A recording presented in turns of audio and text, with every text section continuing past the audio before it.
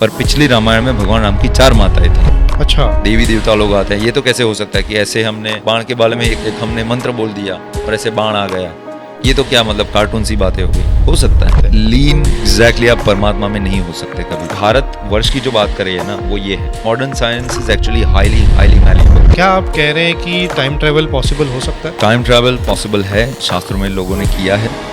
They exist in the multiple dimension. It's not just 3 dimension. More than 3 dimensions they exist. So they can just appear out of nowhere. That is the lowest quality of dharma you can follow. You feel the results on the first day. हम यहाँ पर जो कैलाश देखते हैं, let's say it's like a embassy. हाँ, कुछ चीजें हैं जो भगवान एक्सेस नहीं करने देंगे आपको।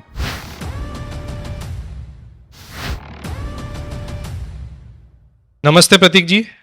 नमस्ते सात्विक जी, कैसे हैं? स्वागत है आपका आन्वीक्षिकी पॉडकास्ट पे। Thank you so much.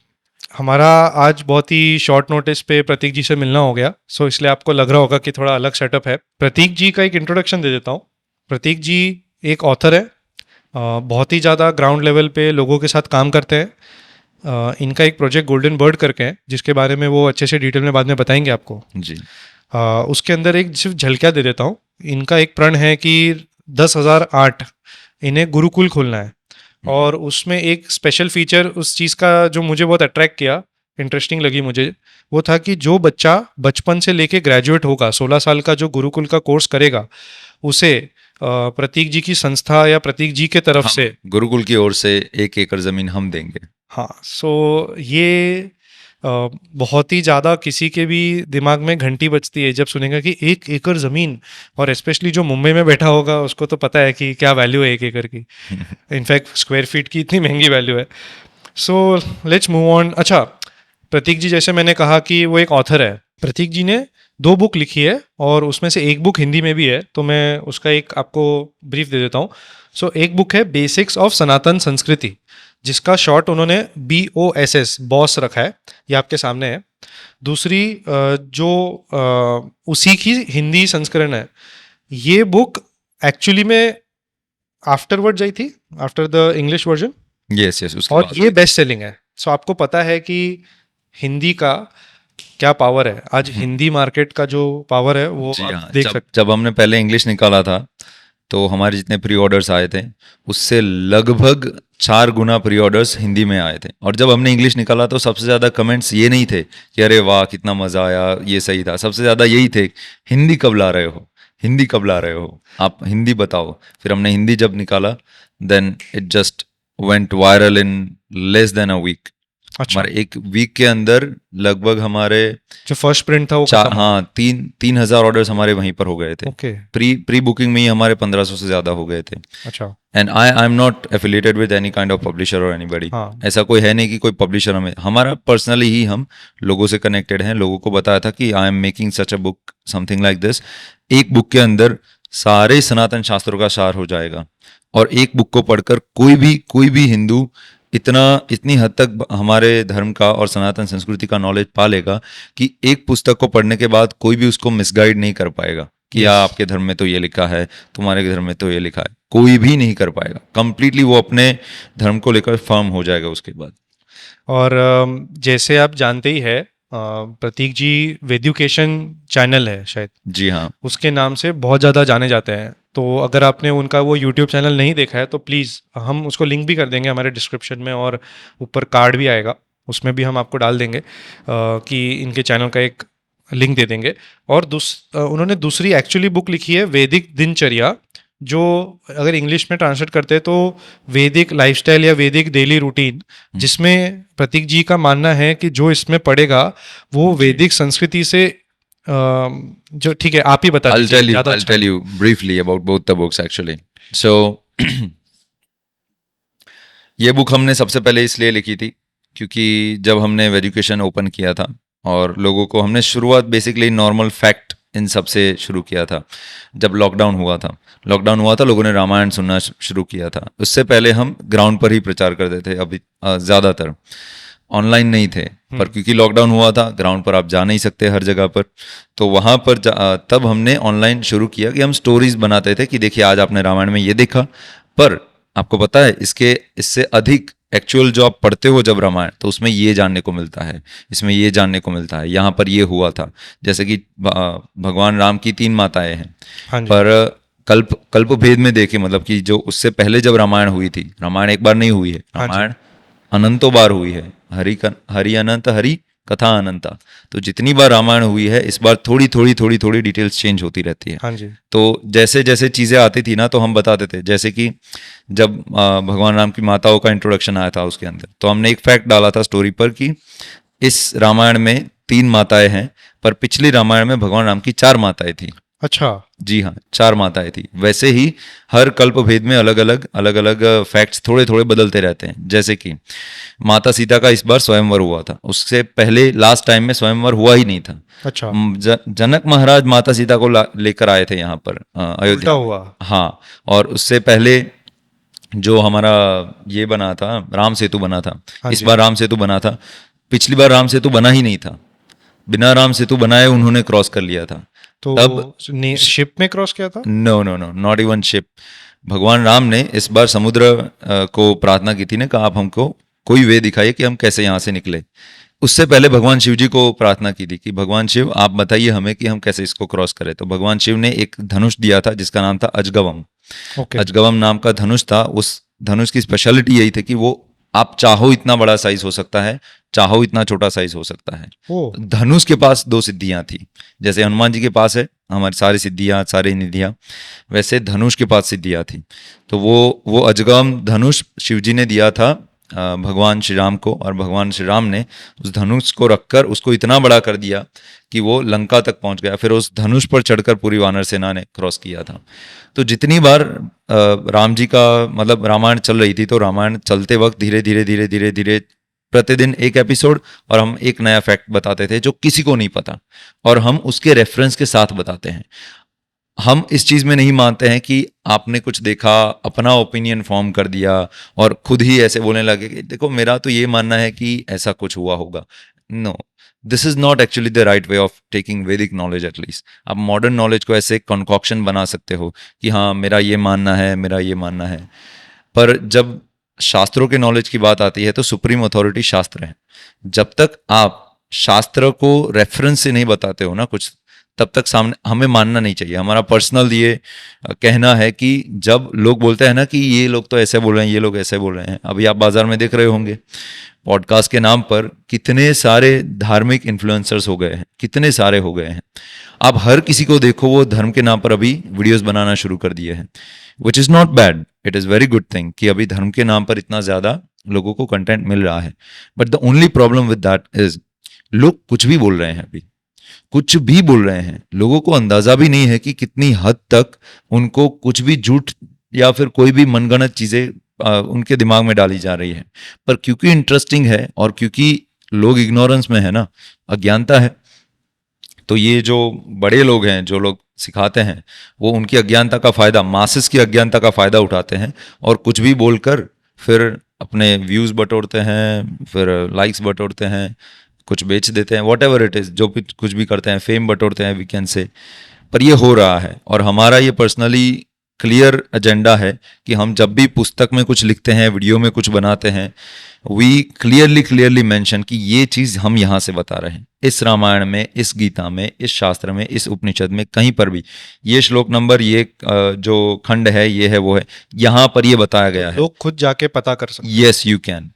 यदि आपके पास, और अभी तक ये भी आता था कि अब लोग बोल रहे थे कि आप तो बता रहे हो पर हम कैसे चेक करें, हमारे पास तो शास्त्र है नहीं।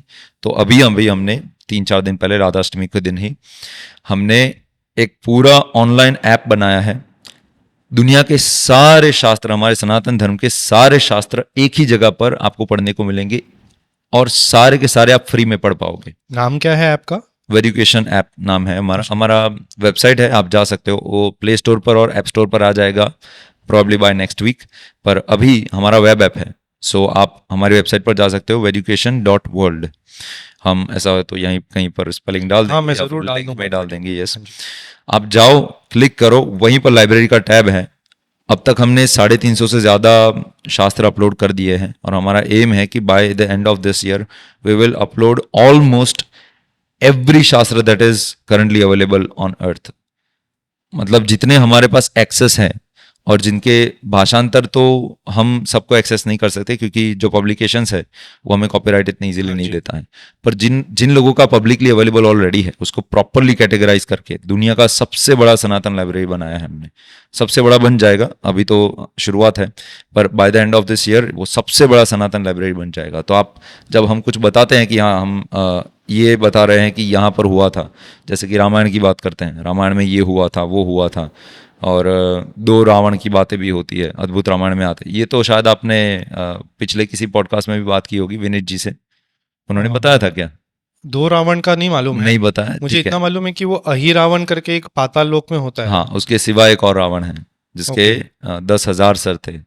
नहीं, ये नहीं 10 पता है। नहीं 10,000 सर थे, वो अद्भुत रामायण से है। अच्छा, तो लोगों को पता नहीं, जैसे कि हमारी पुस्तक में हमने बताया है शास्त्रों के बारे में, शास्त्रों का ज्ञान, उसमें हमने रामायण, हम लोगों को क्या लगता है कि रामायण कितनी बोले एक, ऐसा नहीं है, रामायण वैसे हजारों है, पर अच्छा। उनमें से हमारे अभी के समय में जो 27 सबसे ज्यादा फेमस है, जो आप ये हमने पेज पूरा नंबर बता लिस्ट, सकते हैं कौन सा देख रहे हैं? पेज नंबर 218 है, और चैप्टर का नाम है शास्त्रों का मूल ज्ञान। इस चैप्टर में हमने हमारे शास्त्रों का पूरा परफेक्ट स्ट्रक्चर बताया है। देखिए वो भी हम दिखा देते हैं, ये जो स्ट्रक्चर है देखिए, ओ वाओ, वो परफेक्ट स्ट्रक्चर दिखाया है, बड़ा डिटेल में है ये। परफेक्टली डिटेल में। This is the whole point of this book. Nobody who reads this book should have any kind of doubt about our whole shastras and all the Sanatan Sanskriti. कोई doubt नहीं रहेगा, फिर कोई आपको बेवकूफ नहीं बना पाएगा कि अरे ये आपका तो ये है, आपका तो वो है। जैसे धर्म के अंदर भी काफी चेंजेस होते हैं ना, कुछ लोग बोलते हैं कि हम ऋग्वेद के बाद और वेदों को हाँ नहीं जी, मानते, बहुत लोग ये भी कहते हैं। लोग ये कहते हैं कि हम तो सिर्फ वेदों को मानते हैं, पुराणों को नहीं मानते। कुछ लोग बोलते हैं कि पुराणों को मानते हैं पर इस पर्टिकुलर पुराण को नहीं मानते हैं, या फिर कुछ ऐसे बोलते हैं कि पुराणों तक भी मानते हैं पर संहिताओं को नहीं मानते हैं। ओके। तो जैसे कि रामायण में भी लोग बोलते हैं कि रामायण मानते हैं परंतु उत्तरकांड को नहीं मानते हैं। बहुत लोग सिर्फ वाल्मीकि तक को ही मानते हैं। हाँ, सिर्फ वाल्मीकि रामायण का सही है और सब गलत है। सो दीज आर ऑल, ये सारी चीजें हैं ना, वो लैक ऑफ नॉलेज की वजह से ही लोग ये बताते हैं कि नहीं ये गलत है ये सही है, ये गलत है ये सही है। ये पर्टिकुलर शास्त्रों के पूरे जो छोटे से छोटे कोने से हमने जितने भी प्रूफ्स निकाल सकते थे सबको निकालकर हमने एक बुक के अंदर सारा ज्ञान दिया है। और ये पढ़ने के बाद कोई आपको कोई क्वेश्चन नहीं कर सकता कि आप ये कहाँ से बोल रहे हो, क्योंकि हमने पूरा डिटेल में बताया ही कि जैसे कि इसके अंदर हमने बताया कि 4 वेद हैं। अब किसी को पूछो हम कि 4 वेद किसने लिखे, संकलन, वैसे वेद लिखने वाले वो तो अपौरुषेय है, लिखा नहीं है किसी ने, परंतु उसका संकलन किया है। तो वेद कहाँ से आए, कहाँ से शुरू हुए, कलयुग मतलब सतयुग से अब तक किस फॉर्म में थे, अब से यहाँ तक किस फॉर्म में आए, और किन्होंने संकलित किया। ज्यादातर लोगों को जिनको पता भी है उनको लगता है कि व्यासदेव जी ने 4 वेद लिखे, पर ऐसा नहीं है।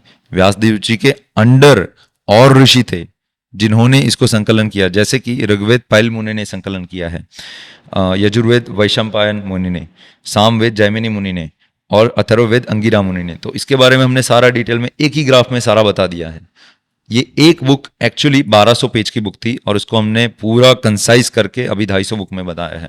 वो ऐसे ही कि जैसे कि ये 4 टॉपिक है, इसको लिखने में हम पूरे 2 पेज 3 पेज बता सकते थे, एक ही के अंदर हमने पूरे 5-7 पेजेस का हमने इसके अंदर बना हाँ दिया। जी। दिस इज हाउ हमने पूरे बुक को ऐसे बनाया है कि एक बुक से आपको सारे शास्त्रों का ज्ञान, बेसिक्स आपको पता चल जाएगा। Then you will have no questions about your dharma at least and about your life overall. So now that once आपने ये वैदिक बेसिक्स ऑफ सनातन संस्कृति आपको पता चल गया कि सनातन संस्कृति है क्या, उसका मूल ज्ञान आपको पता चल गया। नाउ द क्वेश्चन कम्स कि समझ तो गए कि हाँ ये है सनातन संस्कृति और बहुत ही इंप्रेसिव है, हमें अब तक पता ही नहीं था कि हमारा खुद का जो संस्कृति है वो इतना समृद्ध है। इसको पढ़ने के बाद आपको प्राउड हो जाएगा कि मतलब इस हद से ज्यादा ये प्राउड फील कराएगा आपको कि फिर आप ये जो वेस्ट के साइड जो लोग जा रहे हैं ना वो बंद कर देंगे। But now the question comes कि समझ तो गए पर अभी करना क्या है, अप्लाई कैसे करें। थियोरेटिकल आपके हाथ में आ गया, प्रैक्टिकल कैसे। देन कम्स द वैदिक दिनचर्या पुस्तक। ओके। और ये छोटा सा पुस्तक है, बेसिकली आप एक दिन में इसको खत्म कर सकते हैं, एक दिन भी नहीं लगेगा इनफैक्ट आपको पढ़ने के अंदर। अच्छा। हाँ, और हमने इसको लिखा ही ऐसे है कि आप सुबह क्या करना है आपको, प्रभातचर्या, साधनाचर्या, साधना में क्या करना है, दिनचर्या, दिन के दौरान क्या करना है, रात्रिचर्या, रात के दौरान क्या करना है। इसमें सारे श्लोक दिए हैं कि मतलब नहाते वक्त कौन सा श्लोक बोलना है, नहा के बाहर आकर क्या करना है, नहाना कैसे है, 7 टाइप के अलग अलग जो स्नान के प्रकार है, स्नान के प्रकार कैसे हैं, आपको शिखा बंधनी तो उसके लिए कैसे कौन सा श्लोक बोलना है, उठना कब है, उठकर क्या करना है, उठ नहीं पाते तो क्या करना है। मतलब हम बोल तो देते हैं कि यहाँ ब्रह्म मुहूर्त में उठना चाहिए, 3:30 को उठना चाहिए, 4 को, लेट्स से 4:30 को, 5 बजे भी उठना चाहिए। पर कोई पूछता है कि हम तो उठ नहीं पाते, क्या करें इसके बाद, तो उसका भी सोल्यूशन बताया है कि आपको ऐसा तो क्या करना चाहिए कि जिससे आप नेचुरली बिना अलार्म के, बिना यानी किसी प्रॉब्लम के आप उठ भी पाओगे। सो सारे प्रॉब्लम्स और सोल्यूशन इस प्रिंसिपल्स को लेकर इस एक पुस्तक में हमने दिया है। So this is all about that Vedic dincharya अपने जीवन में कैसे हम उतारें। Okay, yes. So this is the short version of it. अभी आज का जो हमारा पॉडकास्ट है ये इस पे फोकस्ड है कि जो इन्होंने पहली बुक कही, बॉस, बेसिक ऑफ सनातन संस्कृति, इसमें टोटल आप ऐसे देखेंगे तो बुक के पीछे ही लिखा हुआ है कि 11 बेसिक्स है। तो basics of soul, super soul, demigods, nature, yoga, dharma, karma, cosmos, time, Vedic shastras and सनातन संस्कृति। इसमें से प्रतीक जी से थोड़ी बात करके हमने 4 अच्छे बेसिक्स के ऊपर बात करने का निर्णय लिया है। तो लेट्स स्टार्ट बेसिक्स ऑफ ब्रह्मांड। तो ब्रह्मांड का मूल ज्ञान जी। So please. वेल, ये ब्रह्मांड टॉपिक इतना इंटरेस्टिंग है कि यदि हमारे आप अमेजोन पर रिव्यूज़ भी पढ़ेंगे ना, तो सबसे ज़्यादा अप्रिशिएशन ब्रह्मांड वाले टॉपिक के लिए दिया गया है। मल्टीपल काल वाला पार्ट है जो वो भी बहुत ही ज़्यादा इंटरेस्टिंग है लोगों के लिए, परंतु ब्रह्मांड सबसे अधिक इंटरेस्टिंग है। हमें क्या लगता है कि जैसे हम हमारी नज़रों से देखते हैं, या फिर मॉडर्न साइंस है जो कि फिजिकल साइंस है बेसिकली, कि जो परसीवेबल साइंस है, उसको लेकर हम यह मानते हैं कि बस 9 ग्रह है, सूर्य है, उसके आसपास घूमते हैं और ये चल रहा है, दैट इज़ इट। ज़्यादा से ज़्यादा वहाँ पर वो तारा है, वहाँ पर वो तारा है। पर ये हुआ परसीवेबल साइंस। उससे वो जब वो जहाँ पर ख़त्म होता है ना, वहाँ से शुरू होता है इम्परसीवेबल साइंस, जो परसीव नहीं कर पाते हैं, स्पिरिचुअल साइंस बेसिकली। तो शास्त्र हमारे पूरे ब्रह्मांड के स्ट्रक्चर को लेकर एकदम ही परफेक्टली क्लियर है कि इस ग्रह और इस ग्रह के बीच में, भूमंडल और इसके बीच में कितना डिस्टेंस है, वो कितने समय के बाद यहाँ पर आता है। अब आप सोचिए, अभी ये जो बड़े बड़े टेलीस्कोप है, हबल टेलीस्कोप है, और ये सब जो नासा यूज़ करते हैं, इसरो यूज़ करते हैं, जो भी हमारे स्पेस प्रोग्राम्स है वो यूज़ करते हैं, वो सारी चीज़ें कब आई? पिछले कुछ दशकों में ना, उससे पहले तो था नहीं। बट हमारे यहाँ हज़ारों सालों से लोग बोल देते थे कि हाँ, आज ग्रहण होने वाला है, अभी सूर्य ग्रहण होगा, आज इतने बजे शुरू होगा, इतने बजे खत्म होगा। चंद्र ग्रहण के बारे में भी बता दिया जाता है। How can you know without all this technology everything, just by seeing something on the, like एक पेपर, पेपर के ऊपर देख लेते थे, पेन भी नहीं थे तब तो, पेन पेपर भी नहीं था, वो तो मिट्टी पर लिखते थे। हाँ, पत्तल पर, मिट्टी पर, ऐसे ही उंगली से ही चेक कर लेती, अच्छा ये है, इतना है, तो अभी परसों 3 बजे के बाद शुरू होगा, मतलब इस मुहूर्त से इस मुहूर्त के बीच में ये हमारा होगा। भी मिनट होता था, एक मिनट तक बता सकते थे। आप 1 मिनट की बात करो, एक मिनट का 60वां भाग होता है। इसके बारे में हमने इसमें बताया है, जो काल का मूल ज्ञान है ना, उसकी शुरुआत ही इनफैक्ट यहाँ से हमने की है कि हमारा जो वैदिक साइंस है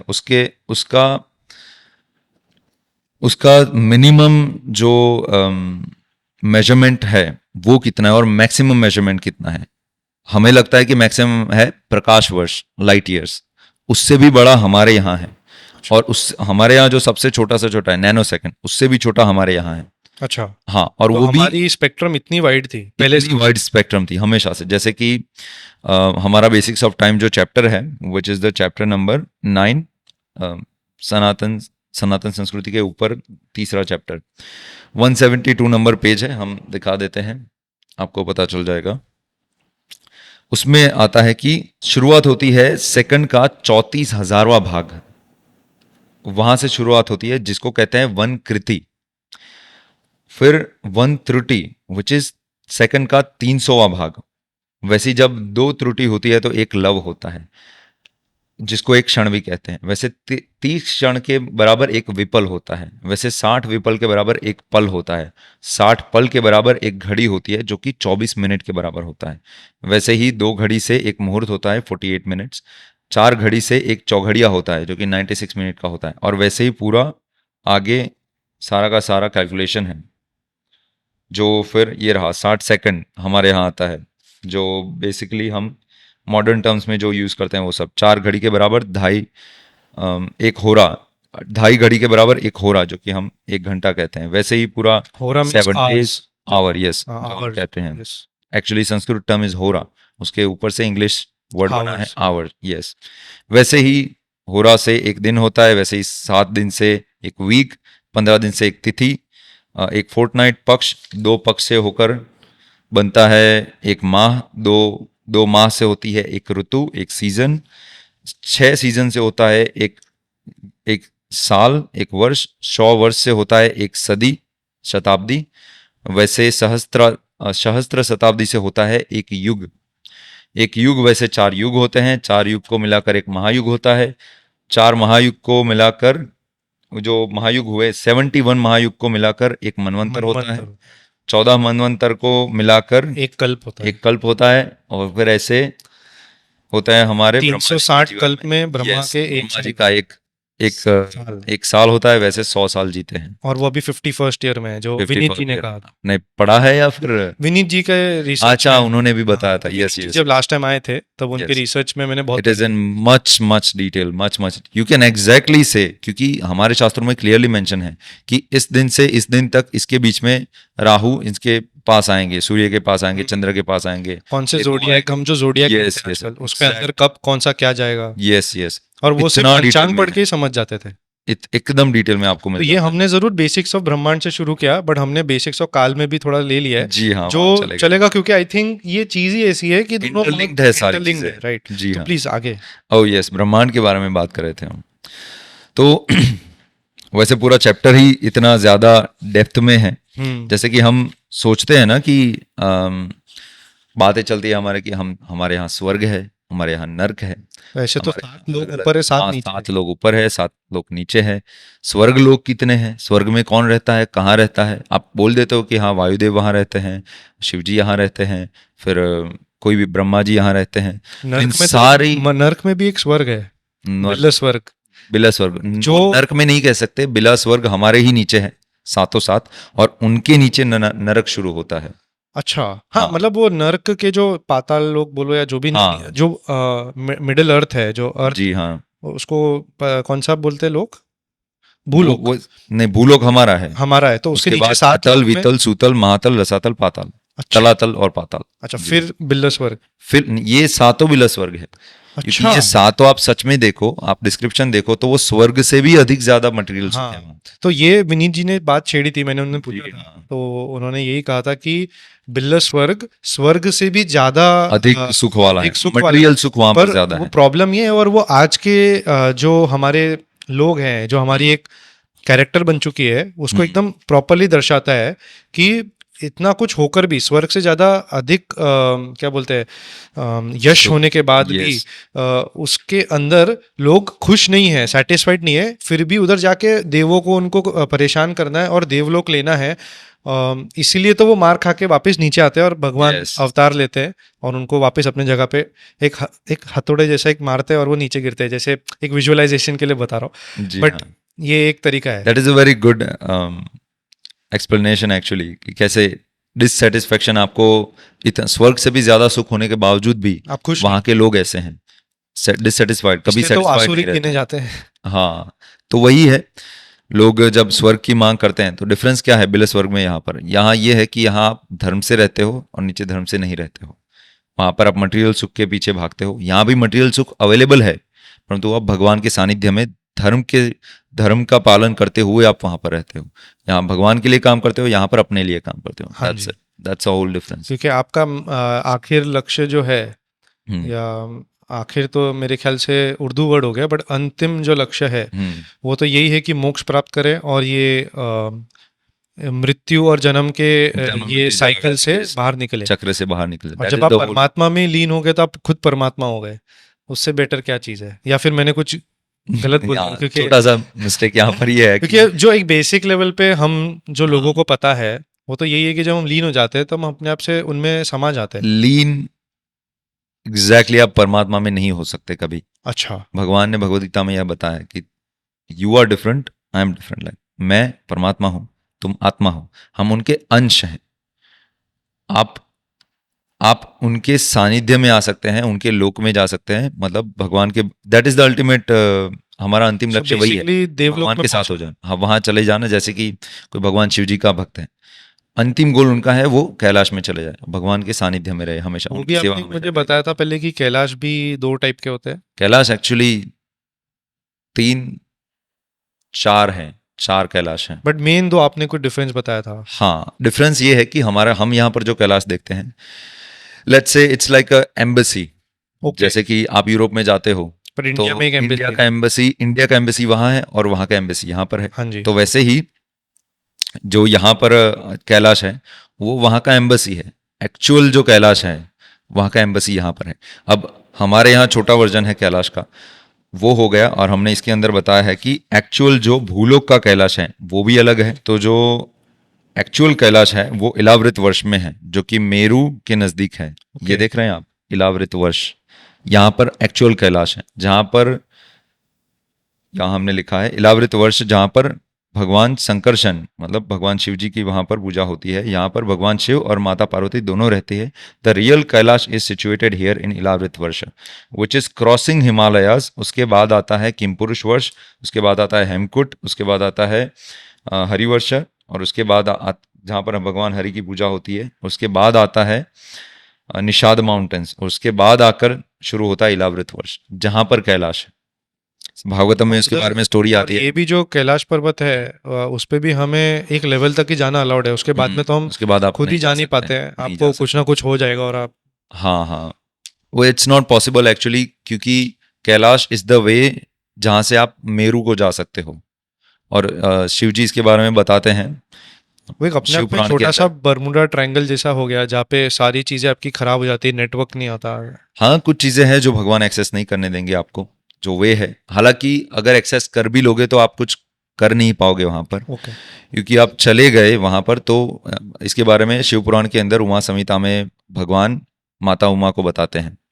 उमा माता पूछे थे, उमिया माता पूछ रही है कि कलयुग में लोग बहुत ही ज़्यादा निकृष्ट हो जाएंगे, मतलब बहुत ही लोअर लेवल की कॉन्शियसनेस के हो जाएंगे। तो वो लोग ऐसे यदि चढ़कर आ गए इस साइड तो क्या करेंगे, बोले कि नहीं आ पाएंगे। अच्छा। कलयुग में ये जो बाउंड्रीज है ना वो हर किसी के लिए कट हो जाएगी। वहां पर सिर्फ आपकी कार्मिक क्वालिफिकेशंस की जरूरत पड़ेगी आपको, यदि ये सब क्रॉस करना है। इसके बारे में हमने इस फर्स्ट चैप्टर में ही बताया है। और material senses can perceive existence only in 3 dimensions. अच्छा। Further dimensions are not perceivable through our limited senses. इसलिए हमको लगता है कि नहीं, ये मेरू वेरू कहाँ होता है, आप ये सब नासा वासा सब चले गए, आपको कहीं पर नहीं दिखता है। यू कैन नॉट, बिकॉज वो परसीव कर ही नहीं सकते। हम 3 डिमेंशंस में परसीव करते हैं। जब कोई चीटी होती है वो वैसे तो 3 डिमेंशन में करती है, बट फॉर एग्जाम्पल वो 2 डिमेंशंस में घूमती है। तो जब आप वैसे उस पर पैर रख दोगे, उसको पता भी नहीं चलेगा कि ये कहाँ से आया। हाँ। उसके सामने है तो दिखेगा, आप सामने उसके सामने उंगली रख दो, वो ऐसे ऐसे घूमकर चली जाएगी। पर आप ऊपर से रख दोगे तो पता कैसे चलेगा कि कहाँ से आया। सो दैट इज लाइक ये बात सिंपल सही है। एग्जाम्पल की 3 डिमेंशंस में 2 डिमेंशंस वालों को लगता है कि कहाँ से आया। हम्म। हमें लगता, उनको तो लगता ही 3 नहीं वालों कि को 4 dimensions 5 exist करता ज्यादा है। वाले हाँ, मालूम ही नहीं पड़ते। तो हम 3 डिमेंशंस में एग्जिस्ट करते हैं। हम एक्चुअली देखते 2 डिमेंशन में ही है। हम एग्जिस्ट 3 डिमेंशन में करते हैं, पर जो डिमेंशन में आप होते हो ना उससे 1 लेसर डिमेंशन में आप देख सकते हो। जैसे कि हम 3 डिमेंशन में एग्जिस्ट करते हैं but we can only see 2 dimension. हम देख रहे हैं ना, हमें लगता है कि 3 dimension, but it's actually because of the lights and depth of this blur, ये सब होता है ना, उसकी वजह से हमें लगता है कि हम 3 डिमेंशन में देख रहे हैं। एक्चुअल 3 डिमेंशन विजन कैसा होगा, वो ऐसा होगा, I am sitting here, I can see all corners of your body. सारे साइड से हम यहाँ आपका फ्रंट भी देख पा रहे हैं, पीछे भी देख पा रहे हैं, साइड भी देख पा रहे हैं। आप पीछे कुछ छुपा भी रहे हो ना, फिर भी हमें पता चल ये जाएगा। थोड़ा क्वांटम साइंस जैसा साउंड करने लग गया। इट इज आप मॉडर्न नाम दे दो तो वो हो जाएगा। ये आप क्वांटम में शास्त्र यही से- कहते हैं कि जब आप ऑब्जर्व नहीं करते हैं तो वही प्लेन में जो एटम्स है या मॉलिक्यूल्स है वो रैंडमली मूव कर रहे हैं। Yes. वो आपका शेप भी लिया नहीं भी लिए हो सकते हैं, बट जैसे आप उसको Yes. ऑब्जर्व करते हो वो अपने आप से एक शेप लेता है और आपको दिखता है। एग्जैक्टली जैसे कि ये वाला प्रश्न आता है, लोग बोलते हैं ना कि हमने एक वीडियो बनाया था रावण वर्सेस सहस्त्रबाहु अर्जुन। तो लोगों ने प्रश्न किया था, सहस्त्रबाहु अर्जुन वो हमारे अर्जुन से अलग है, ये सहस्त्रबाहु मीन्स हजार आर्म। हजार बाहु, यस, जिनके 1000 हाथ हैं। तो ज्यादातर लोगों को पसंद आया था, पर लोगों ने फिर यह पूछा कि प्रभु आप ये तो सही बोले कि चलो स्टोरी बहुत अच्छी है, ये सब सही है, 1000 हाथ एक इंसान के हो कैसे सकते हैं? How is it even possible? How can you even think कि ये एग्जिस्ट कर सकता है? नाउ हम ब्रीफली बताएं इसको लेके, इसको समझाते हैं। देवी देवता लोग आते हैं, ये तो कैसे हो सकता है कि ऐसे हमने बाण के बारे में एक हमने मंत्र बोल दिया और ऐसे बाण आ गया, ये तो क्या मतलब कार्टून सी बातें हो गई? हो सकता है, क्यों नहीं हो सकता? Because they exist in the multiple dimension. It's not just 3 dimensions. More than 3 dimensions they exist. So they can just appear out of nowhere. और आपको लगेगा कि अरे ये कैसे आ सकता है? इट्स नो मैजिक, उनका जो It's pathway pure science. Perceive ही नहीं कर पा रहे हैं। वो जो चौथा डिमेंशन है जो हम परसीव ही नहीं कर पा रहे हैं, वहीं से आ रहा है। हम ऊपर से ऐसे 2 डिमेंशन वाले को रख देखो, उसको भी ऐसा लगेगा ये कहाँ से आया। इन द सेम वे जब 1000 हाथ की बात हो रही है, it's not that you can see all the 1000 hands at once. He can show you, but it's not necessary that you will be able to see all at the same time. क्योंकि शास्त्रों में यहाँ तक भी बताया है कि उन हजारों हाथों से 500 हाथों से उसने बाण पकड़ा और 500 हाथों से उसने धनुष को पकड़ा और 500 तीर एक साथ छोड़े और उसकी एक जगह पर 500 के 500 लगे। Now how is this even possible कि 500 तीर एक जगह पर कैसे लग सकते हैं? लेट्स से एक लगा, उसके पीछे से दूसरा लगा तो उसको तोड़ दिया, उसको तोड़ दिया। फिर भी how can on 1.500 arrows can touch like एक जगह पर? It can, but it's in 4th dimension. So ये जब हम बातें करते हैं शास्त्रों की, that's not, ये सारी गलत चीजें नहीं है, it's just क्या a लगता higher है perceived. डिमेंशन क्या है? 4th dimension क्योंकि is हम space. It is space. Space, ये क्योंकि बीच हम में लेंथ ब्रेथ हाइट, तो ये 3 Yes, डिमेंशन हो गया। 4th we cannot टाइम है, perceive that. 4th टाइम होता है। Oh yes, this is one of the important topics that people क्योंकि say that. अभी बेसिक्स ऑफ काल में भी बात कर ही रहे हैं, तो अगर हाँ हाँ, शॉर्ट आंसर नो, वो काल नहीं है। क्योंकि बहुत लोग कहते हैं ये। I'll tell you one thing. Why time cannot be the 4th dimension? अगर वो 4th dimension है तो it should come after 3rd dimension. But if there is only existence of 2 dimensions, still time exists. Time तो फिर भी exist करता है। Even there is 1 dimension, time तो फिर भी एग्जिस्ट करता है। आर्ग्यूमेंट क्या है यहाँ पर कि 3 वो डिमेंशन है, उसके बाद टाइम है और टाइम ही वहां पर बदलता है। तो इफ समबडी चेंजेस वो उनका कद बदलते हैं अगर, तो वो टाइम के साथ चेंज होता है, तो वो 4th डिमेंशन में एक्सेस कर रहा है। रॉन्ग। लेट्स अज्यूम कि देयर इज ओनली 2 डिमेंशंस, वहां पर सिर्फ लाइन होगी, ठीक है, मतलब वेट, सो प्लेन होगा। सो प्लेन भी तो चेंज हो सकता है, वो भी तो टाइम के साथ चेंज हो सकता है। So that means that 3rd dimension is time. Let's say even it's only 1 dimension, सिर्फ line, So it's not a dimension actually. it's not. Time is not at all a dimension. You can make 100 dimensions and then time will be separately existing. So काल या महाकाल हम कहते हैं, वो तो इस दुनिया से ही पहले से ही एग्जिस्ट करते हैं। जी, वो भी एक एब्सोल्यूट सबके साथ, आई थिंक मान्यता सबकी है, कोई इस पर डिस्प्यूट करेगा भी नहीं। और फिर जब हम काल को लेते हैं साथ में, तब इसका सेंस बन सकता है। तो क्या आप कह रहे हैं कि टाइम ट्रेवल पॉसिबल हो सकता है? टाइम ट्रैवल पॉसिबल है, शास्त्रों में लोगों ने किया है, अच्छा, बट देयर आर लिमिटेशंस। जो लोगों को लगता है कि टाइम ट्रैवल का मतलब क्या है, आप पास्ट में चले जाओगे, फ्यूचर में चले जाओगे, पर ये सब मिसकंसेप्शंस कब होते हैं? जब हम काल का बेसिक स्वभाव नहीं जानते हैं। उस स्वभाव के बारे में हमने चैप्टर के शुरुआत में ही, काल चैप्टर के शुरुआत में ही हमने बात की है कि काल के 2 स्वभाव होते हैं, मुख्य 2 स्वभाव होते हैं, विच इज एक विषम स्वभाव है और एक है चक्रीय स्वभाव।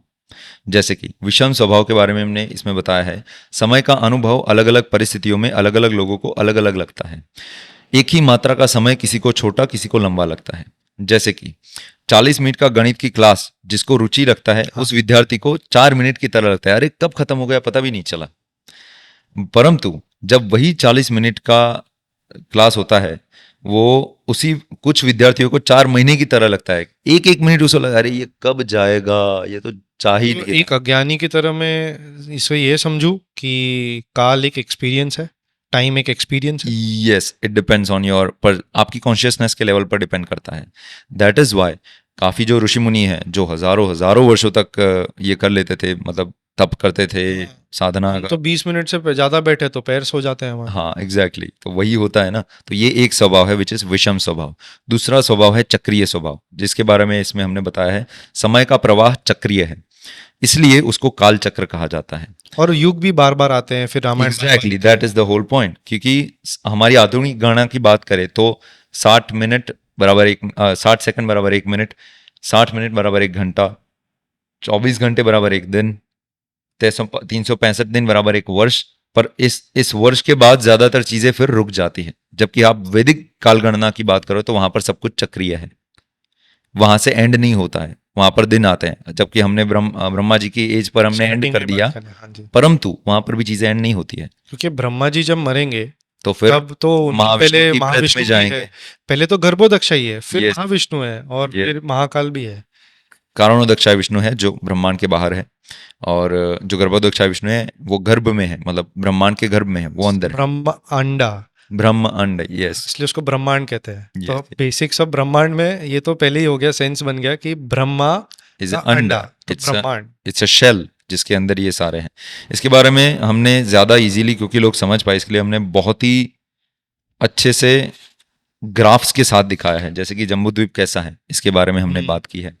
उसके बाद वही फोटो है जिसमें आप कैलाश पर्वत और जी हाँ, मेरू जी का हाँ, ये बात कर। जम्बूद्वीप है। हमें लगता है कि हमारा भारत, हम परसीवेबल जो पृथ्वी है ना, जो हम समझते हैं कि बस इतना ही है पृथ्वी, पृथ्वी इतना नहीं है।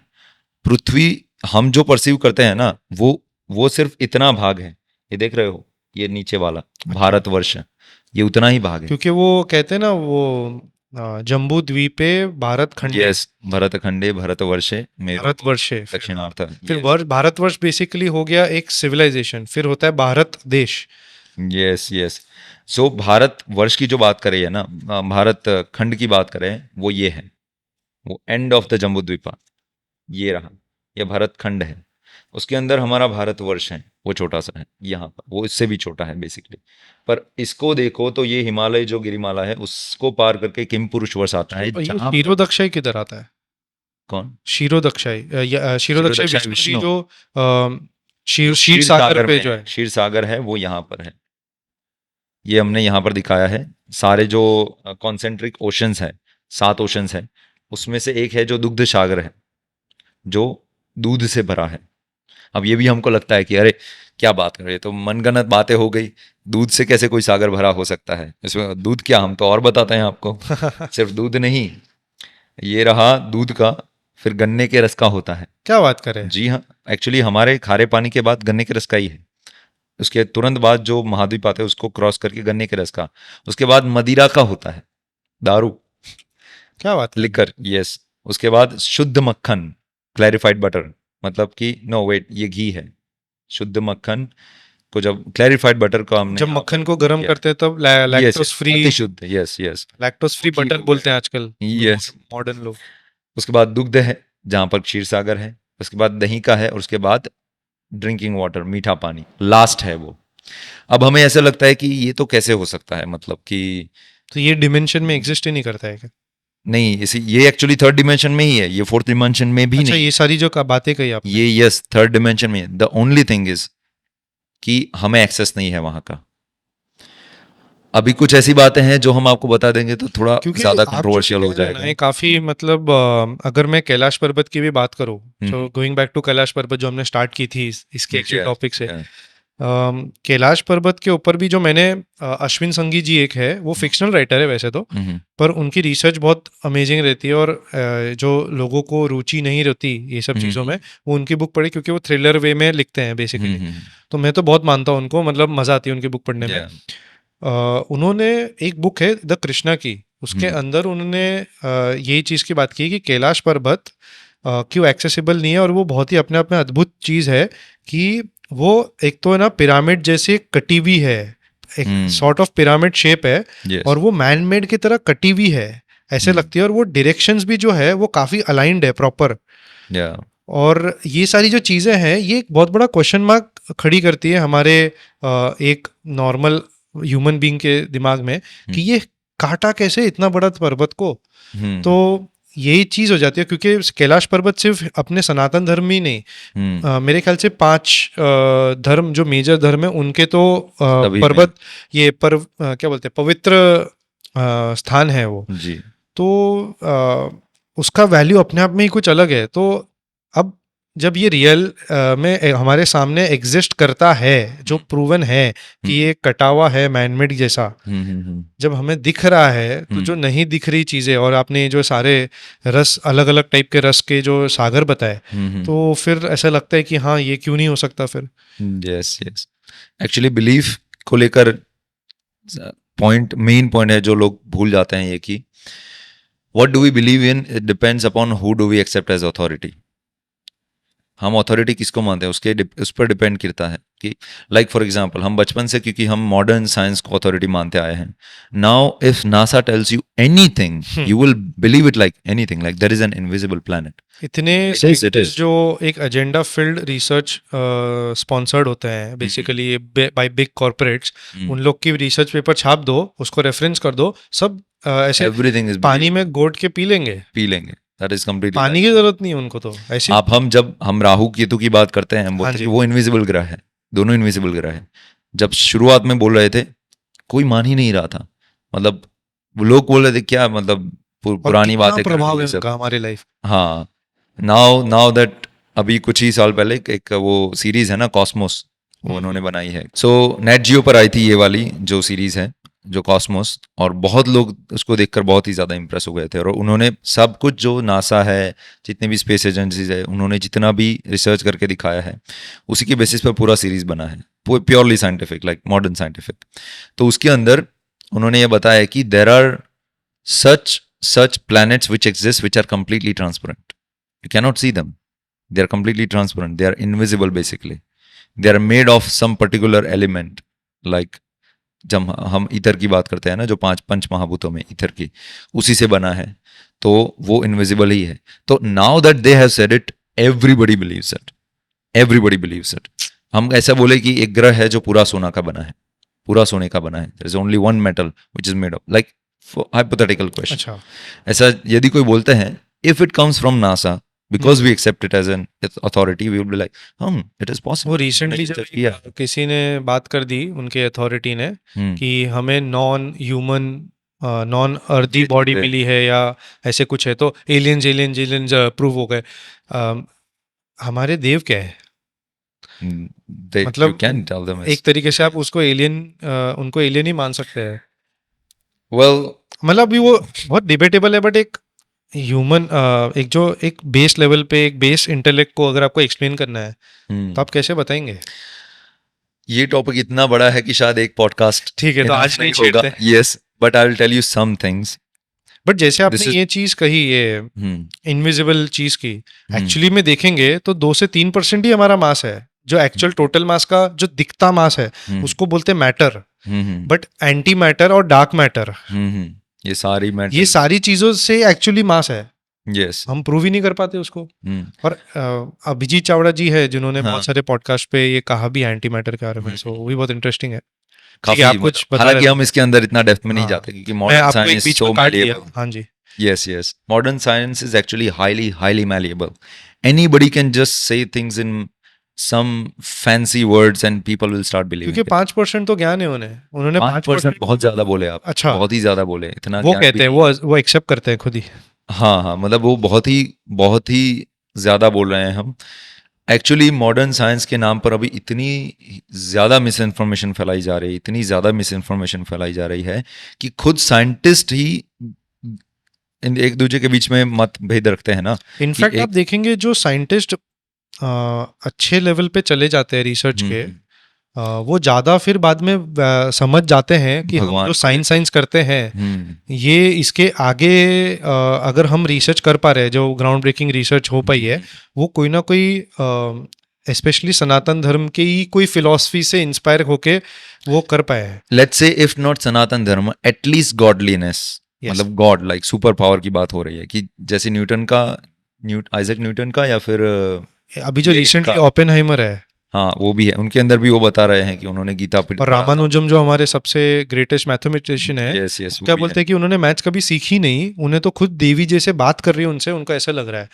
जब आप ऐसे सुनेंगे इतने महान लोगों से जो Yes. Already scientifically mathematically proven है, जब वो ऐसी बात कहते हैं तो फिर बात ही खत्म हो जाती है। कि वो हमारी एक और कोई एक लेडी थी, मैं उनका नाम भूल रहा हूँ, उन पे मूवी भी बनी है जिसमें विद्या बालन ने एक्टिंग की थी। क्या नाम है? मैं नाम भूल गया उनका। Yes, उनका yes. भी यही था कि उनको जो कैलकुलेशन बोल देंगे। अच्छा, वो जो मैथमेटिशियन थी, हाँ, वो फटाफट फटाफट कर उनके लेती एक बार सुपर कंप्यूटर ने रॉन्ग दे दिया जवाब, बट उन्होंने राइट दे दिया। हम्म। तो जब ये हो सकता है और उनने बचपन से कभी सीखा ही नहीं है, उनके कितने जन्मों का ये सिद्धि होगा जो उन्हें एक आशीर्वाद की तरह उनके कर्मों की वजह से मिली। तो फिर वो वैसे भारत तो वैसे ही चमत्कारों का देश है, हमारे यहाँ चमत्कार कोई बड़ी बात है नहीं। ऑल्दो मेरा अपना अप्रोच चमत्कारों से परे है, मतलब नॉट परे, but I would say I don't like to take चमत्कार एज धर्म का बेसिस। हम ये नहीं चाहते कि लोग इसको बेसिस लेकर धर्म का पालन करें हम, क्योंकि होता यूं है ना कि जब आप इन चमत्कारों के बेसिस पर करते हो ना तो वो विम्सिकल बन जाता है इंसान। फिर अंधविश्वास कोई भी आके हाँ कोई भी, that is the lowest quality of Dharma you can follow. That is not how you follow धर्म। यू रीड दिस, हमने कहीं पर यहाँ पर चमत्कारों की बात नहीं की है, पूरी बुक में पूरा लॉजिक है। एंड ऐसा लॉजिक और ऐसा प्रैक्टिकल लॉजिक कि उसको आप अपने जीवन में अपनाओ, आपको क्विकली रिजल्ट्स मिलेंगे। फॉर एग्जांपल वैदिक दिनचर्या, हमने इसके अंदर गारंटी दी है, आप एक दिन अपनाओ, नॉट लाइक एक साल अपनाओ आपको चेंज दिखेगा, या फिर 3 महीने, या फिर 75 हार्ड, या फिर 21 डेज, नथिंग लाइक दैट। आप इसको एक दिन अपनाओ। 75 हार्ड आपने, हाँ, नथिंग लाइक दैट। हाँ मतलब हम किसी को डिफेम नहीं कर रहे हैं, ट्रेंड चालू है नहीं। Yes yes, but the thing is कि आपको चेंज देखने के लिए हमारी जो पर्टिकुलरली जो वैदिक दिनचर्या है वो इतना परफेक्ट वे में डिजाइंड है, परफेक्ट वे में डिजाइन है। You don't even have to wait for like 75 days to see the results, you feel the results on the first day. एक दिन, हम हर किसी को बोलते हैं आप सिर्फ एक दिन प्रयास कीजिए इसको, at least if not as it is completely fully, at least try to apply like 50-60% of this dincharya, and it is easily appliable in anybody's life. Student हो, कॉर्पोरेट में काम करते हो, या फिर कोई भी आप बड़ा काम करते हो, वॉट एवर यू आर, इसके अंदर हमने ऐसे बताया है कि कोई भी इसको अप्लाई कर पाएगा। And you apply, you see the result from first day, your mental, your spiritual, your physical, every way. आपका समाज में भी आपका मान भी बढ़ेगा, यहाँ तक का सारा चेंजेस आपको दिखने को मिलेगा। आप सिर्फ इसको अप्लाई करना शुरू करो, एक दिन में आपको चीजें दिखना शुरू हो जाएगी कि हाँ, और दिखना छोड़ो, आपको फील होना शुरू हो जाएगा। There is no better proof than the feeling itself. आपको कोई भी प्रूफ दे दो, आखिर में काम लोग फीलिंग से ही करते हैं। आप कितना भी बड़ा प्रूफ, जैसे कि नास्तिकों की बात करें हम, कि हम, मेरे फेवरेट होते हैं नास्तिक, क्योंकि लोग बोलते हैं कि अरे आप तो धर्म का प्रचार, आपके फेवरेट कैसे हो गए नास्तिक, क्योंकि आप उनको धर्म के रास्ते पे ले पाते। हाँ, द थिंग इज, नास्तिक लोग जब धर्म फॉलो करना शुरू करते हैं वो सबसे बेस्ट वे में फॉलो करते हैं। क्योंकि जो पहले से ही फॉलो कर रहे हैं ना, वो या तो किसी के कहने पर कर रहे हैं, या फिर क्योंकि परंपरा में आया है और सब आया है, which is not wrong, which is completely good, in fact that is the best way of doing it. परंतु अभी की बात करें तो नास्तिक लोग होते हैं ना, जब हम जितने भी नास्तिक लोगों को मिले हैं, हमारा एक कन्वर्सेशन होता है, 2 होता है, वॉट एवर, जितने भी समय में, बट मोस्टली 1-2 कन्वर्सेशन में सामने वाले का हृदय परिवर्तन हो जाता है। पर जब उनका हृदय परिवर्तन होता है ना, और वो जब साधना में एंटर होते हैं ना, उनका जो डेडिकेशन होता है वो अनमैचेबल होता है। मतलब आप मैच ही नहीं कर सकते लोगों के साथ। मतलब हमने बोला है, जैसे कि हमारी साधना का मेन पार्ट है हरिनाम जप, ठीक है, तो हम किसी आस्तिक से बात करते हैं ना कि जो ऑलरेडी भगवान में माता ये है वो है, ऑलरेडी कुछ प्रिंसिपल्स होते हैं अधूरे पे, तो उस पे तो वो सब होने के बाद भी बोलते हैं ना कि आप भगवान के माला का जाप शुरू करो। बोले कितना करें? मैं बोला शुरू करो 4 माला से शुरू करो, एटलीस्ट आप छोटे से शुरू करो, हम 16 करते हैं, आप 4 से शुरू करो। तो बोलते हैं ठीक है हम करते हैं। 1 दिन किया, 2 दिन किया, 3 दिन किया, खत्म। 4 से 3, 3 से 2, 2 से 0, खत्म, वहीं पर रुक जाता है। तो उनका वो नहीं रहता है। But once a person who is like, जो नास्तिक है, उनका जब हृदय परिवर्तन हो जाता है, एंड देन ही कम्स, हम लाइक, वो पूछते हैं कि कितना करें? मैंने बोला हम 16 करते हैं, आपको अल्टीमेटली वहां आना है, पर आप 4 से शुरू करो। बोले 4 से क्यों, हम 16 से शुरू करेंगे। अच्छा, वो 16 करते हैं और करते रहते हैं। क्यों? क्योंकि now he is like 100% convinced को अबाउट। बहुत ही ज्यादा फर्क मालूम पड़ जाता होगा क्योंकि वो Yes, बिल्कुल yes. ही कुछ नहीं था और अब उनका करेज ऑफ कन्विक्शन इतना ज्यादा होता है क्योंकि सारे प्रश्न थे जो थे वो खुद ही कर रहे थे, खुद ही उसको अपोज कर रहे थे। एंड वंस ही उनका हृदय परिवर्तन हो गया, now there is no questions left, कुछ रहा ही नहीं। तो बोले अब I am completely convinced, now I am going to ये वॉक एक ऑन दिस बहुत पाथ। ही एविडेंट बिहेवियर है जब कोई बंदा दूसरे रिलीजन में कन्वर्ट होता है तो ज्यादा कट्टर होता है। जो रियल लोग होते हैं ना, जैसे कि कन्वर्ट्स होते हैं, वो अभी भी ये थोड़ा पॉलिटिकल हो जाएगा बट फिर भी जो एक्चुअल मुस्लिम्स है ना वहाँ के अरब के, you go there, they will appreciate you, they will appreciate your religion also. अभी हमारे वहाँ पर मंदिर भी बन रहे हैं अभी अरब के अंदर वो, और वही लोग वहाँ के जो शेख हैं जो एक्चुअल मुस्लिम्स हैं, वहाँ से जन्म से मुस्लिम्स हैं, ऐसा नहीं कि कन्वर्ट हुए हैं, वो लोग रामायण को माथे पर रखकर वहाँ पर रामायण का जो स्थापना करते हैं मंदिर के अंदर। क्या बात करें। यहाँ तक होता है। यहाँ पर हमारे यहाँ लोगों को वंदे मातरम बोलने में भी होते, हम नहीं बोलेंगे। वहाँ पर रामायण को माथे पे रखकर ये सारी चीजें हो रही। सो द एक्चुअल पीपल, जो लोग सच में मुस्लिम्स हैं, वो लोग कंप्लीटली अच्छे से रहते हैं, टॉलरेंट रहते हैं, और वो लोग ऐसा नहीं कहते कि नहीं नहीं आप ये मत करो वो मत करो, अच्छे से रह रहे हैं। देखिए ना, आप दुबई जाएंगे तो आपको ऐसा कभी लगेगा ही नहीं कि आप कोई मुस्लिम देश में हो, और आपको ऐसा नहीं लगेगा कि अरे नहीं हम रेस्ट्रिक्शंस नहीं, रिस्ट्रिक्शंस नहीं है। पर यहाँ पर वही होता है ना कि जब कुछ नया होता है ना तो उसका वो पैशन से होता है, रजोगुण से होता है। तो यही चीजें होती है। जब धर्म में भी कोई आता है ना तो स्टार्टिंग में सब कुछ फॉलो करता है, मैं ये करूंगा, मैं वो करूंगा, मैं ये नहीं करूंगा, मैं वो नहीं करूंगा। But as he matures he understands that okay we have to see this thing practically. और एकदम ही क्या बोलते हैं, बाय द बुक नहीं जाना है। मतलब बाय द बुक ही जाना है बेसिकली आपको, परंतु हमें प्रैक्टिकली देखकर जाना है जहां पर आवश्यकता है। जैसे कि हम आपको छोटी सी बात दिखाते हैं, ये छोटी बातें हैं, जो मेन चीज़ है वो तो बाय द बुक कंप्लीटली करना है। पर शास्त्रों में भी लिखा है कि यदि कोई इंसान नहाया नहीं है तो उसको छूना भी नहीं चाहिए हमें, ठीक है। अच्छा, हाँ, नहीं छूना चाहिए, इट्स नॉट गुड। मतलब आप यदि साधना में हो तो बिना नहाए इंसान को नहीं छूना चाहिए, ठीक है आपको, क्योंकि आप भी अशुद्ध हो जाते हो। तो ये स्पिरिचुअल क्या बोलते हैं, शुद्धता की बात हो गई। हम तो पूछते नहीं है ना कि आपने आज नहाया है कि नहीं। मतलब एक जनरली पूछा। हमारे यहाँ हम आश्रम में, हम 1.5 साल आश्रम में रहे थे, तो वहां पर ये नोन रूल है कि आप नहाए नहीं हो तो you don't touch anybody. It's not कि सामने वाला बोलेगा कि मैं तुम्हें टच नहीं करूंगा। यू योरसेल्फ अंडरस्टैंड, अरे प्रभु मैं नहाया नहीं हूं तो कृपया ऐसा कीजिए, ठीक है। तो ये नोन रूल है। और बट अगर ऐसे नॉर्मल दिनचर्या में जाए तो फिर हम थोड़ी नहीं पूछते हैं कि आपको क्या मालूम कि आज मैं नहाया हूँ कि नहीं। मतलब मैं नहाया हूँ, हाँ, पर कोई और भी हो। यही है ना, यही तो बात है कि आप नॉर्मल लोगों से अंडरस्टैंड करो। जैसे कि अभी कोई नया आया है बच्चा, ठीक है, उसको पता भी नहीं है ये सब सारी चीज़ें कि ऐसा सब कुछ होता है, हमारे कल्चर से नहीं है। तो हम ऐसा पूछेंगे, अजी पहली बार अभी मंदिर में आया है, पहली बार आश्रम में आया है, और उनके पूछे आप नहाए हो या नहीं, अरे बोले हाँ नहाए, और हरी बोल आइए आइए आइए। How does that even look. So यहाँ पर प्रैक्टिकलिटी आ जाती है।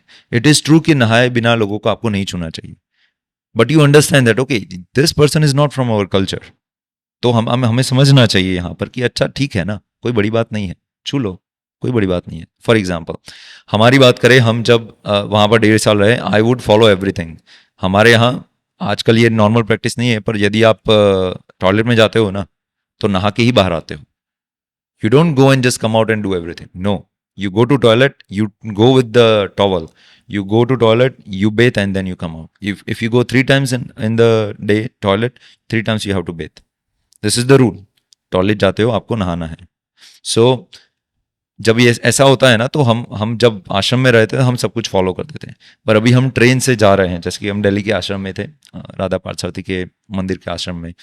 तो हम जब सुबह सुबह पहुंचे ट्रेन से, तो हमारे वहाँ के सीनियर है, जैसे कि एक सीनियर है हमारे सरोजमुख माधव प्रभु, हमें बहुत इंस्पायर किए थे उस दिन कि हम गए और जाकर हमने जाकर, क्योंकि हम रहे हैं वहाँ पर, तो हमें पता था कि ऐसे नहीं होना चाहिए। कि वो मंगला आरती में उठे हैं, वो 3:30 को उठने वाले लोग, वो बड़े बड़े भक्त, और उनकी साधना भी एकदम ही स्ट्रिक्ट रहती है। पर जब हम उनको मिलने गए हमें लगे अरे प्रभु, तो हम क्या बोलते हैं हरे कृष्णा, और वो आके हमें लगता है कि अरे प्रभु छुओ मत, हम ट्रेन से आए हैं, कहीं भी कितने लोगों को मतलब टॉयलेट से जाकर आए हैं उनको छुए हैं, हम खुद टॉयलेट गए हैं, हम नहाए नहीं हैं, सुबह का नहाए नहीं है, टॉयलेट भी गए हैं, इतना सारा अशुद्धि आ जाती है। फिर भी अब हम जाएंगे नहाएंगे, फिर हम आपको गले लगाएंगे। पर अरे छोड़ो प्रभु, आओ। आप गले लगाओ। इतने हाई लेवल पर जो लोग रहे वो लोग डिस्क्रिमिनेशन नहीं करते। He knows this situation, you be practical here, कि यहाँ पर प्रेम ज्यादा अधिक नेसेसरी है कि किसी को ऐसे हम इतने सालों बाद मिले और आप ऐसे बोलो कि अरे आओ आओ हरे कृष्णा, आइए जाइए नहाइए और फिर हम मिलते हैं। हाउ डज इट इवन, आपको फीलिंग कैसी आएगी? तो ये उससे ऊपर नहीं है। आप कल्चर में हो तो आप समझ जाते हो, बट फिर भी यहाँ पर क्या इंपॉर्टेंट है? भाव ज्यादा इंपॉर्टेंट है। एवरीथिंग स्टार्ट्स फ्रॉम भाव, एवरीथिंग एंड्स ऑन भाव। आपका भाव कितना है? यदि आप हमारे घर पे आते हो तो हम ऐसा थोड़ी पूछेंगे कि अरे आप नहाए, अरे नहाए हो नहीं, आओ आओ मिलो, इतने सालों बाद मिले हो आप। That is more important now. अभी आप छू लिए तो जाके नहा लो, और क्या, कोई इतनी बड़ी बात नहीं है। तो ये प्रैक्टिकलिटी से हमें देखना होता है। तो जब नए नए लोग आते हैं ना, तो हमने ऐसे भी लोग देखे हैं जो नए नए भक्त बने हैं, नए नए धर्म में आए हैं, तो नियम पढ़ते हैं ना कि ऐसे ऐसे नियम होता है, तो फिर एकदम स्ट्रिक्ट हो जाते हैं। तो लोगों ने पूछा भी है हमसे, जूनियर है हमसे पर फॉर एग्जाम्पल जानते नहीं हमको, तो क्या बोलते हैं, अरे प्रभु आपके हाथ, जैसे कि जूठे हाथों से किसी को छूना नहीं चाहिए। जूठे हाथ होते हैं तो कभी किसी को छूना, आपको हाथ धोने चाहिए, कुल्ले करने चाहिए, फिर आपको छूना चाहिए। तो जूठे हाथ किसी ने देख लिए तो बोले अरे अरे प्रभु छुओ मत, छुओ मत, हमें मतलब आपके हाथ जूठे हैं, आपने हाथ हाथ नहीं धोए, आपने कुल्ला नहीं किया। तो ऐसा लगता है। अब यहाँ पर ये रेडिकलाइजेशन आ जाता है कि जो नया नया होता है उसको ये बहुत ही ज्यादा लगता है कि नहीं मैं तो ये करूंगा वो करूंगा। When a person matures in that, इसमें भी जब मैच्योर होता है फिर he understands that okay there are places where you apply all these things. परंतु ऐसा नहीं है कि हर जगह पर हम माइंडलेसली अप्लाई करेंगे। You think through it. यहां पर ऐसा बोलने पर कितने असम्मान की बात हो गई, सामने वालों को कैसा लगेगा? सीनियर, चलो आपको पता भी नहीं है कि वो सीनियर है जूनियर है कौन है, पर ये अच्छी बात थोड़ी है। जब नए इंसान को मिलते हैं, सामने वाला समझता है तब आप करते हो, नहीं समझता है तब ये सब चीजें नहीं करनी चाहिए। तो तब जाके वो बोले अरे अरे ऐसा मत करो। और उन्हीं के बाजू में जब जो उनसे 4 गुना सीनियर जो भक्त थे वो आए हमसे मिलके, बोले अरे प्रभु कैसे हो, हरे कृष्णा आए, वो गले लगा लिया हमको। तो जब उन्होंने गले लगा दिया तो बाजू वाले वो जूनियर ने देखा और बोले अरे मतलब ये इतने बड़े होकर इनको ऐसे ही झूठे हाथों से गले लगा लिया, और मैं क्या कर रहा हूँ? सो this is maturity. The same way is from this, ये धार्मिक में बिल्कुल ये भी होता है ना, रिजिडिटी नहीं है, और यही Rigidity खूबसूरती नहीं है है। हमारे संस्कृति की। यस यस, आपको प्रैक्टिकल सोचकर चलना है ना। ऐसा नहीं है कि कुछ भी कर दोगे, कहीं पर भी कर दोगे। You see time place circumstances and audience, ये 4 फैक्टर्स है, वो आपको हमेशा ध्यान में लेकर चलना चाहिए। तब जाके आपके एक्शंस फॉर्म होने चाहिए। आप नियम पालन करोगे, but see if it is applicable particularly for this time place circumstances and audience. You read Manusmriti, लोग बोलते हैं कि मनुस्मृति में कैसी कैसी चीजें लिखी है, ये है वो है, ये है वो है, और ऐसी ऐसी चीजें आप कैसे अप्लाई कर सकते हो? अप्लाई करना चाहिए ideally if you are living in Satyug, Dwapar युग, त्रेता युग एक्सेट्रा। कलयुग में भी स्टार्टिंग के समय में अच्छा चीजें थी, कर सकते थे। अभी वो चीजें अप्लाई नहीं हो सकती एज इट इज। सो विनीत जी का कहना है कि पराशर स्मृति का अभी एक टाइम है। हाँ, हर हर किसी स्मृति के लिए, नॉट ओनली स्मृति, हर किसी शास्त्र के लिए पर्टिकुलर टाइम चलता है। तो मनुस्मृति भी हम ऐसा नहीं कह सकते कि मनुस्मृति नहीं अप्लाई करनी चाहिए, बट यू आस्क योर परंपरा कि आपकी जो परंपरा में जो ऊपर है, आप पूछे उनके महाराज इनमें से कौन सी चीजें हैं जो हमको अभी प्रैक्टिकली अप्लाई करनी चाहिए। आप मतलब ऑलरेडी हमेशा बेसिस को यदि आप फॉलो नहीं कर रहे हो और आप ये छोटे छोटे रूल्स को लेकर ऐसे रेडिकलाइजेशन करोगे तो मूर्ख है, मूर्खता की मतलब बात है। हमेशा एक स्कोप हमेशा ही रहा है कि क्वेश्चन आंसरिंग करो और ग्रो करो, Definitely. ऐड टू इट या निकालो। पर हाँ, वो खुद को नहीं करना है, वो परंपरा में जो आ रहे हैं, गुरु शिष्य परंपरा में जो अथॉरिटीज हैं उनको लेकर करना है। खुद तो फिर कुछ भी बोल दोगे, बोले कि हाँ धर्म में तो लिखा है कि आपको लग्न के बाहर, मतलब कि विवाह के बाहर आपको कोई मतलब क्या शारीरिक संबंध नहीं बनाने चाहिए, पर कलयुग है, कर सकते हैं। अरे वाह। ये लड़कियां तो ऐसी ही है, हम तो कर सकते, हम तो 10 गर्लफ्रेंड रख सकते हैं। That is nonsense, that is not how you make rules. ये मतलब समय के हिसाब से ऐसे नहीं। What you do is you go to your authorities and then you ask कि शास्त्र में ऐसा लिखा है बट अभी इतना पॉसिबल नहीं है, तो प्रभु जी बताइए हम क्या करें, महाराज आप बताइए हम क्या करें। देन ही टेल्स यू कि हाँ इसमें इसकी वजह, इसकी जगह पर आप ये कर सकते हो। That is how you make the decision, not that आपने पढ़ा ये नहीं हो सकता आज के लिए हम ये रूल बना देते हैं। फिर रूल की वही बात ही क्या रही है रूल को लेकर। So that is not how you do it. So because आज हमारे पास थोड़ा टाइम की कमी है, Yes. आज हम सिर्फ 2 ही बेसिक्स पे ज़्यादा अच्छे से बात कर पाए, बट आपने जैसे देखा कि एक तरीके से हमने बेसिक्स ऑफ सनातन संस्कृति के ऊपर काफ़ी डेप्थ में बात करी ली, जो लास्ट का आपने पूरा जो इन्होंने जो प्रसंग लिया पूरा। इसी के साथ जो और 2 बेसिक्स थे, हम कभी और प्रतीक जी के साथ मिलेंगे तब हम ज़रूर इस पे बात करेंगे। अवश्य। इसी के साथ सॉरी आपके साथ 4 प्रॉमिस किया था बट 2 ही कर पाए, बट आई होप आपको इस वीडियो में से काफ़ी सारा वैल्यू मिलेगा रिगार्डलेस क्या टॉपिक हमने छेड़ा। उसी के साथ धन्यवाद। धन्यवाद।